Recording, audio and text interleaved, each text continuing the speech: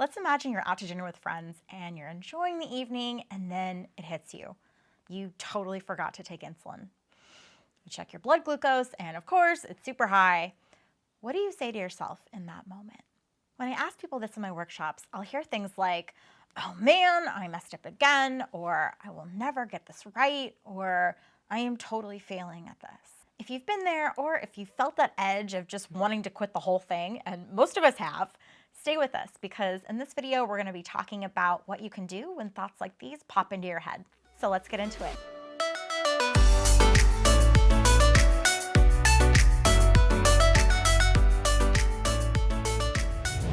Hey everyone, and welcome to Type 1 Diabetes World, where we give you the practical strategies to successfully manage T1D. It's thoughts like these and the feelings of blame and guilt and shame that can lead to things like diabetes distress and even its more intense cousin, diabetes burnout. And burnout is when someone gets so sick of managing diabetes that they start ignoring it and stop doing what they need to do to take care of it. And this is actually totally understandable because who wants to pay attention to something that makes them feel horrible about themselves? No one likes an emotional butt kicking, which is what most of us give ourselves when we aren't perfect in our diabetes management, or we make mistakes, or diabetes doesn't behave. And what's more, if this worked, I'm pretty sure most of us would be perfect by now. Now, if you're not sure what diabetes, distress, and burnout are and want to know more about them, we have a whole video on them, and we'll link to that in the description. So when it comes to dealing with these negative feelings that can come up in those situations where diabetes doesn't go according to plan, I'm going to make a radical suggestion. What if you were not a complete jerk to yourself? This is what we call self-compassion. The best way that I can explain it is treating yourself the way that you would treat a good friend.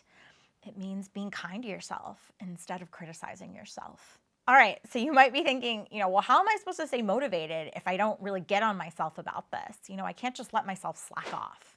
It's that idea that fear is a motivator. And while it can be, it's not one that lasts. And human beings are not meant to live in fear and be stressed out all the time.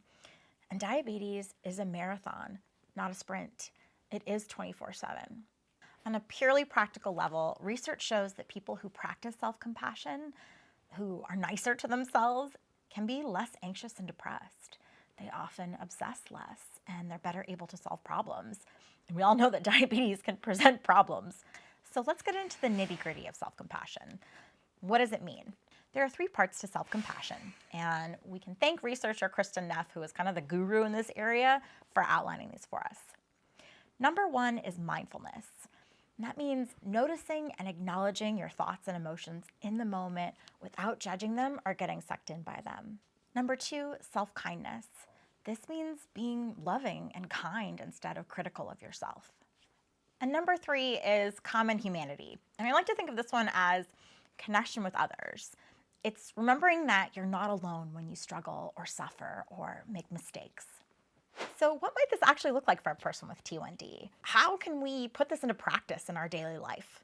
Let's go back to our example where you went out to dinner and you forgot to give insulin, which kicked off that spiral of you feeling ashamed of yourself and blaming yourself. Now let's re-envision what the situation looks like when we use self-compassion, going through each of those 3 components that we had talked about: mindfulness, self-kindness, and common humanity. First, mindfulness. Mindfulness is not actually just about clearing your head and thinking about nothing. What mindfulness means is learning to recognize when your thoughts are starting to get stuck in that loop or negative cycle. Mindfulness can help you to get some distance between yourself and your thoughts and feelings. A big piece of mindfulness includes acknowledging that your thoughts and feelings are just that, thoughts and feelings. And while they are important and powerful, they are not necessarily true. Another way to put this is you don't have to believe everything you think. In order to practice self-compassion, we first have to recognize when these painful feelings and downright mean thoughts are taking place in our own head. So as your stream of negative thoughts starts about the forgetting and the failing, what you might do is just name what you're feeling without fighting yourself on it or talking yourself out of it. So you could say something like, I'm feeling really frustrated that I forgot to dose. Or I'm really mad that I did take insulin, but it was too late. My blood glucose is still high. Or I'm just really sad that I spend so much time thinking about diabetes.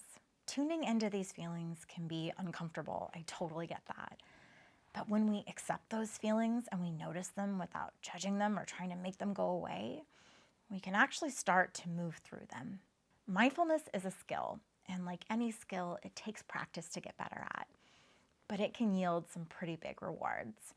It's a tool that can help you to be more productive and to feel less stressed. The second part of self-compassion is self-kindness. This means don't beat yourself up. Show yourself some love. A lot of us say things to ourselves that we wouldn't say to somebody that we hate. We can be incredibly mean to ourselves. So let's do an exercise.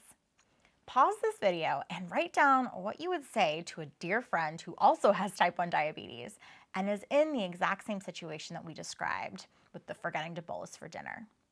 Think about what you would say, but also think about the way that you would talk to your friend. What's the tone of your voice? What's your posture like? Maybe you would say something like, diabetes is really hard and it sucks. And I'm sorry that you have to go through it. You might say, everybody forgets sometimes and it's not your fault. You've got this and I know that this is important to you. One of the things that I tell my clients is you're not a failure and your value as a human has nothing to do with your blood glucose numbers, because it doesn't.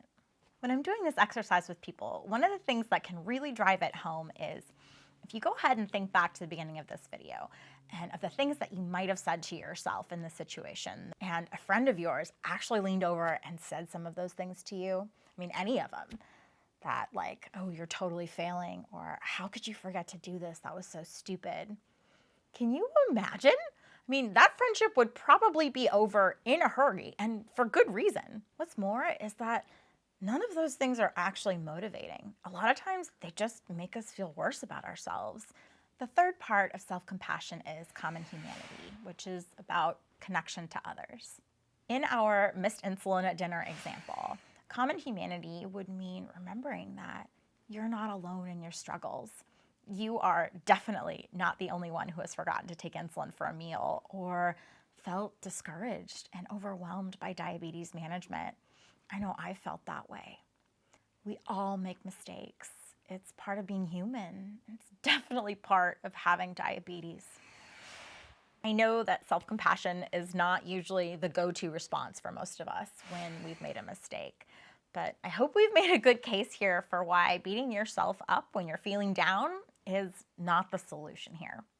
Diabetes is going to present opportunities to feel down, and there are a lot of things about it that we can't control. What we do have control over is how we respond and what we do when these things happen. If you'd like to learn more about this and work on putting this into practice in your life, there are a lot of resources out there. There's a wealth of apps and podcasts focusing on mindfulness and self-compassion that can be really helpful. And if things are feeling really intense or you're really struggling, you can look for a therapist or a trained mental health professional, because learning to be compassionate with yourself is an incredibly powerful tool, and it takes practice and a lot of times some support. Okay, so let's recap. Self-compassion is about being kind to yourself and treating yourself the way that you would treat a good friend. Self-compassion has 3 parts. 1, mindfulness, which means being present with your own thoughts and emotions in the moment without judging them or getting wrapped up in them. Just because something feels true doesn't mean that it is true. 2, self-kindness, which means not beating yourself up. 3, common humanity, or feeling connected to others and remembering that you are not alone when you feel sad or frustrated by the relentlessness of diabetes. Self-kindness takes practice, but those who use it tend to obsess less and to feel less stressed, and they tend to feel happier and more optimistic in their life. That's it for this video. If you found it helpful, please be sure to hit like and subscribe. Thanks so much for watching, and we'll see you next time.